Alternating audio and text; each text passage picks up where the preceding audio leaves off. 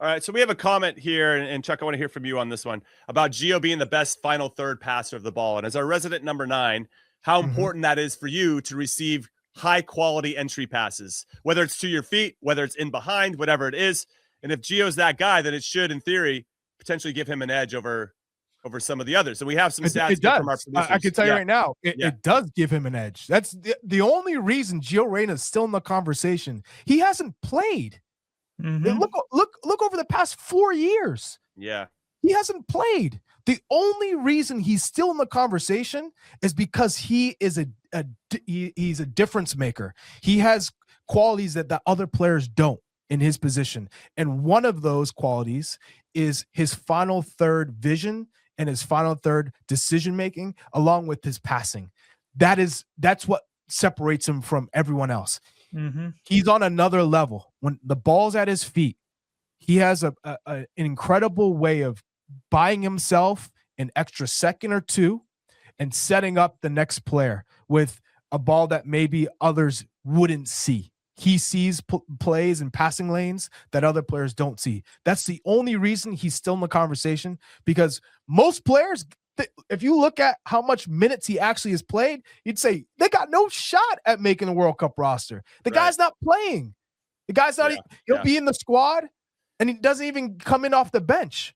So you'd say you got no chance. And we're not talking about playing at Real Madrid or Chelsea or Milan. We're talking about a Borussia Mönchengladbach.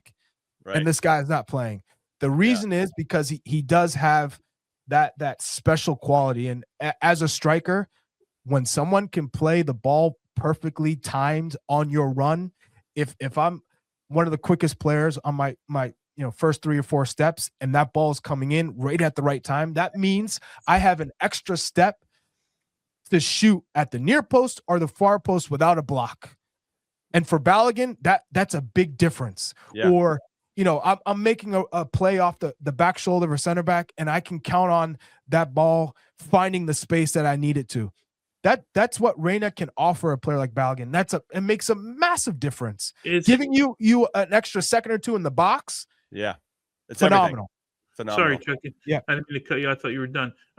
Is it safe to say that Gio is the only player that has a chance to make this team if his minutes stay inconsistent like they are? The only player. Yeah. I mean, Pochettino called him a quote unquote special situation. Yes. Outside of Christian, right? And we don't anticipate Christian not being used or being impactful at Milan. But outside of Christian, he is the only player at where his level is to not play and still be considered. That's what I'm talking about. Yeah, we're sitting here mentioning Gio Reyna, and my guy has had zero impact at Mönchengladbach. It hasn't been a lot. No goals, no assists. We're not saying he's wowing the Bundesliga. Nothing. Right. Yet he came and played with the national team and made a difference. Right. Yeah, and I think when you're talking about guys who can not play that much and then still come in the national team and ball, he's an outlier. And I think that's how you have to look at Gio Reyna. Is he healthy in March? That's going to be massive for him. If he can't even come into the camp, I don't think he makes the final roster. That'd be tough. I mentioned that a long time ago that I put my flag on the ground that I don't think he was going to make the final roster. We'll end up seeing if that comes true. Obviously, I hope that he's in the friendly. And I hope he does dunk on me. I'll gladly eat that. I want him to make the team. I want him playing at his very best because that makes our team better. We've been throwing up some graphics and some shout outs to our producers Des and Ivis and Avi. True Media Data has put together some stuff for us, and it's attacking midfielder data, okay, from the past 365 days of club play. We're pulling from MLS, Liga MX, and the top 5 European leagues.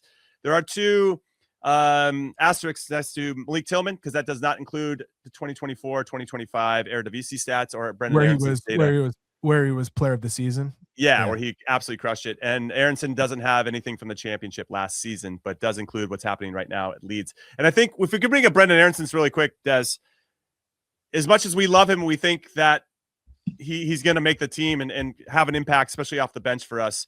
When you look at his final third passes, they're very low, and he only gets 1.7 per 90 minutes final third passes, and he only connects 13% of those.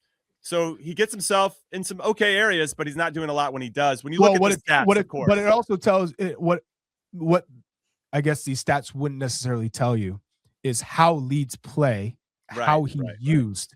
He's typically the midfielder in transition who gets the ball, and he's the one in the front. He can't pass to. There's nobody in front of him. He's the guy who's breaking in and getting a ball, or he's the one stealing the ball and he's in on goal. So there's not really opportunities where he's getting the ball and I'm going to be a difference maker and place someone, because they sit back or they're in a mid block. So teams aren't sitting back where he's getting on the ball. And this is the thing, when we talk about the U.S. men's national team, and there are times where they have possession, he's not the player to break down a team. He needs the space in behind to run. He needs the space to press. That's why we talk about Brenden Aaronson being a difference maker off the bench. Yeah, and this is the passing graphic. And we show the chance creation for Brenden Aaronson. I'm kind of curious what that looks like, Big Tones. But again, you've been around, you've coached enough, Tones, where stats tell a part of the story, but they don't tell the full story, right? Well, think about it, right? We're putting Brenden Aaronson in the conversation because of what he's done of late, right? So I wonder how those numbers, and you know me, I'm not a huge stats guy. Sometimes they tell the story. I use them more to kind of to justify what you're seeing with your eyes, right? Like in case you're missing something, but I don't use them as like, okay, I'm only playing this guy because he does this. But I wonder what those numbers would look like if you took his run over the last month, right? And how they would change from because I guess it would go back. This one would go back to September. Right, or August, right? How that would look. So look at his chance creations, much different. Yeah, and much higher. Assists, expected assists, key passes, goal and assists, contributions. Everything's edging closer to the green. And to your point, Tones, right? I mean, this helps tell part of the story, and what you're saying too, Chuck. But it's what you see when you're watching, how the formation is played, the teams play, the tactics. It all gets played into this, but obviously this chance creation looks a lot different than just his passing overall, Tones. But like the form now, like we're talking about Brenden now because of his form over the last month has been incredible, right? Yeah. Like, or we wouldn't have had this conversation about Brenden Aaronson. So he needs to continue this type of form. I don't know that you can stay this hot because he's been really hot with not a great team, right? Not a team that's constantly fighting every minute of the game.